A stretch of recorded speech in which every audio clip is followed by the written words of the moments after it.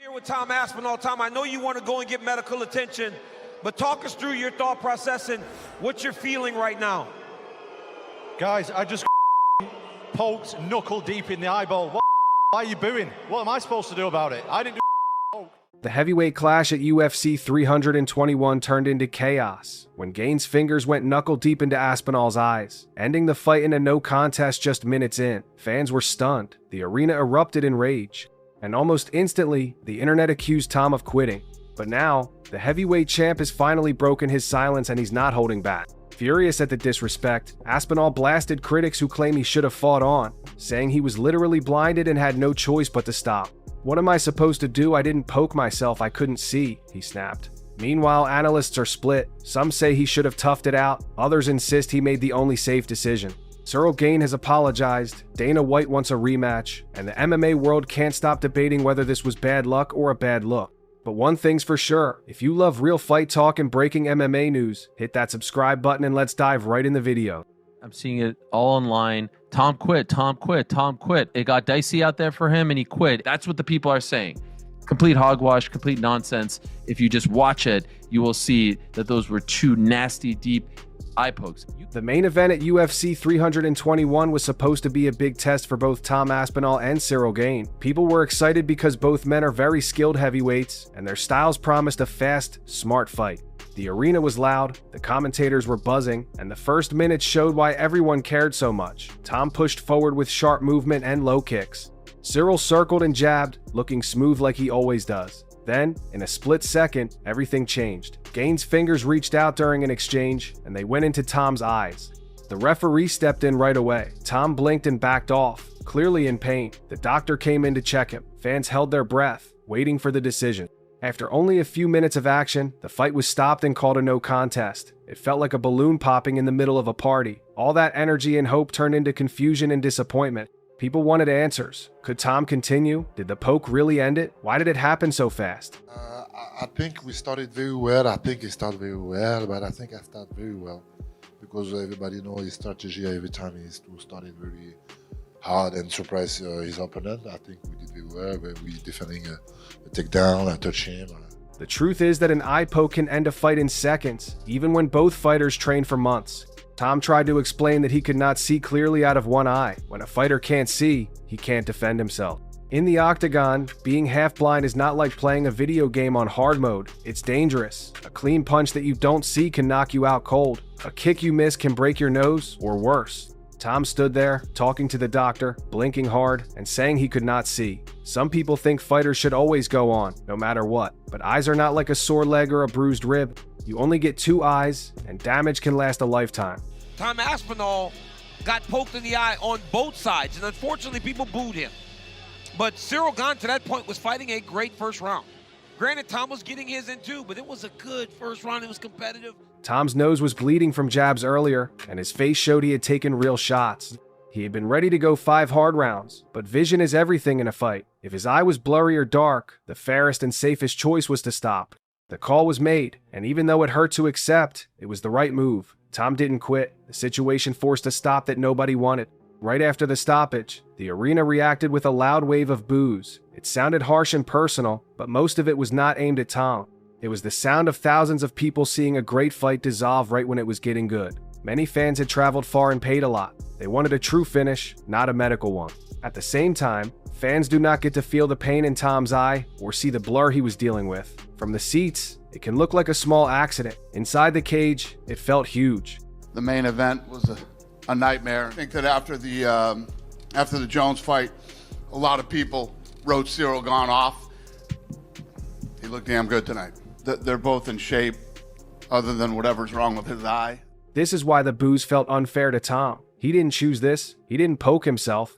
He wanted to prove he could fight through tough rounds against a great opponent, but the rules and the doctor's advice came first. Some people near the front could see Tom speaking, shaking his head, and repeating that he could not see. Others heard only fragments and got upset. Still, even the commentators reminded everyone that the fans were mad at the situation, not at Tom as a person. Booing is easy. Seeing the full picture is harder. If everyone could look through Tom's eye at that moment, most would have understood. Then came the internet storm. Social media lit up with hot takes in every direction. Some people said Tom should have continued with one working eye. They brought up old stories of fighters who went on through broken hands, torn knees, or even bad cuts. They said champions find a way. Others were kinder and said nobody can judge what someone else is seeing or feeling in a split second. They pointed out that the poke looked deep and that the doctor stopped it for a reason. I can't see. Tom, they should not be booing. I agree with you.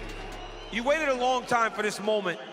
Talk to the disappointment of this being how it ends. This the fight was just getting going. Complete. But loud voices carry far online. A few fighters and fans use strong words like quit, and that word spread fast. It felt unfair because Tom's whole career shows he is not a quitter. He finishes most fights in the first round and has never been called weak. But online crowds can be rough. When people sit behind screens, they sometimes forget there is a real person reading their words. The comments piled up, and the tone got harsh. The sad part is that the truth of a fight can get lost inside the noise of a trending topic, while the person at the center is left to pick up the pieces. After a short time, Tom broke his silence. He spoke plain and simple. He said he didn't poke himself, he couldn't see, and there was nothing else he could do. He was upset because some people were calling him names and saying he gave up. He reminded everyone that no fighter trains hard for months, then walks away for no reason. You could say that he lost that first round. I think he lost that first round. I think we all agree that he lost that first round. Absolutely. Yeah, you could, I mean, that is fair game. But to suggest that he quit, that he wanted a way out, that he looked for a way out because the going got tough is just something that I'm not going to subscribe to. He told the people booing to think about what they would do if one eye suddenly went dark in the middle of danger. He also said he understood fans being mad about the ending, but the anger should not be aimed at him. Tom's words showed anger, but also pain. This fight meant a lot to him. He had worked through injuries, long camps, and pressure to get here. In his mind, this was supposed to be a night to prove himself in a 5-round war. Instead, he had to defend himself against the idea that he lacked heart. His message was clear. He would have continued if he could see. Safety mattered, and so did fairness. No fighter wants to risk permanent damage for the sake of a few minutes. The fighter community did not agree on one story. Some respected voices said that the heavyweight champion has to be ready to fight through tough moments, even with one eye. They used examples from the past. We saw some blood on his nose. It was a really great first round, and that's why, yeah, maybe also I was a little bit disappointed, a little bit sad about this issue. But when fighters push through bad injuries, that viewpoint comes from a culture of toughness. Fighters live in a world where pain is normal and pushing through is praised. On the other side, many fighters and coaches said eyes are different. A broken hand still lets you see a punch coming, a bad knee still lets you see a kick, but a damaged eye can turn a fight into guesswork and luck. One fighter mentioned that he once fought with one eye, but it was a secret because it was dangerous and the wrong thing to do. He said Tom did the right thing by telling the truth and protecting himself. These two viewpoints both come from real places. Toughness is a core part of the sport, but so is health. The cage is not a place where you should roll the dice with your eyesight. The debate showed how complex fighting can be, even beyond the punches and kicks. During the broadcast, the commentators tried to guide the audience through the chaos. They called the ending heartbreaking, and they explained that an eye poke can be very serious. They reminded viewers that one bad poke could end a fighter's career, and that nobody wants a fighter to go blind to satisfy a crowd. They also said the first minutes looked competitive. Cyryl's jab was sharp, and Tom's low kicks were landing. It was shaping into a chess match with power. The commentators pushed back on the idea that this was some kind of quit. They kept the focus on safety and the rules. In a sport known for brutal knockouts and intense battles, it can be strange to slow down and talk about medical timeouts and eye exams. But that is part of the job too. They must explain why the referee and doctor stepped in, why the fight had to end, and why the most exciting choice is not always the right choice. When the broadcast treats a moment with care and respect, it helps fans understand that fairness and health matter as much as drama. Ciryl Gane looked disappointed as well. You could see it in his face after the fight. He put in a lot of work to prepare, just like Tom. He also wanted to prove himself after past criticism.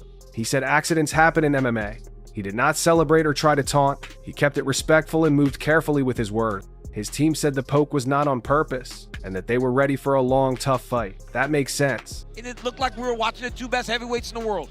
I want to see them fight again as early as December, if we can. I know that November's done. Look at this. Cyryl's style was built on movement and timing. He knows how to make a fight last and pick his shots. He did not come to win this way. No fighter really wants that. Still, some people blamed him online, calling him dirty. That kind of talk doesn't help. The rules say eye pokes are illegal, but they can happen by accident, especially with open finger gloves. The important part is how you act after. Ciryl did the right thing by showing respect, not adding heat to the fire, and leaving space for the rematch talk to grow. He looked like a pro even in a bad moment. Soon after, questions about a rematch started to rise. The UFC likes clean endings, and fans do too. When a main event ends by accident, the best fix is to run it back. The boss, Dana White, knows how to read the room. He understands when the crowd needs closure. He also knows this matchup still has a story to tell. Both men showed hints of their plans in those early minutes. Tom pushed pressure and kicks. Ciryl snapped jabs and used angles. That is a recipe for a great fight over 5 rounds.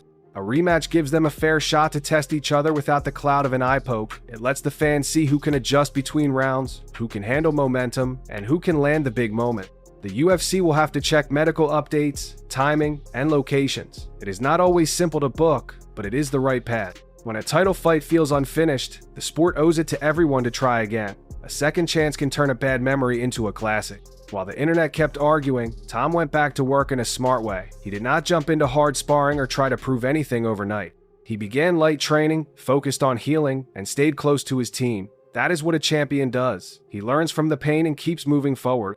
People who know Tom say he is calm and disciplined outside the cage. He doesn't talk trash for no reason. He respects the sport and his opponents. That is why the quitter talk hurt so much. It went against everything he stands for, but sometimes, doubt can become fuel. Tom can use this moment to sharpen his focus, improve his defense in close range, and prepare for the rematch. You know, both guys are not injured, or so as soon as possible. I can't make people fight, right? If I want to put together a fight, I can't make people fight. And you definitely can't make somebody continue if they feel they've been injured. He can study Ciryl's footwork and jab, and work on angles and feints to break the rhythm. He can also practice hand fighting to control fingers and wrists in the clinch, limiting the chance of eye pokes.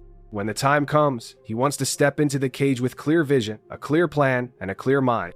In the end, the story of UFC 321 is not about someone quitting. It is about how fragile a great fight can be, how one small accident can end a big night, and how athletes deal with chaos. Tom Aspinall did what any smart fighter should do when he cannot see. He told the truth. The doctor did his job. The referee followed the rules.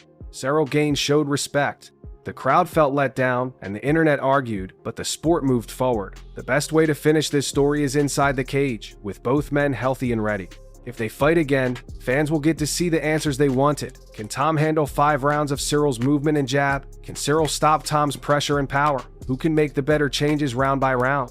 That is what we all wanted the first time. Now the stakes are even higher, because pride and respect are on the line too. When the bell rings again, everyone will watch closely, and this time, we hope the ending matches the effort both men have already given. In the end, the UFC 321 eye poke controversy showed just how unpredictable and emotional this sport can be.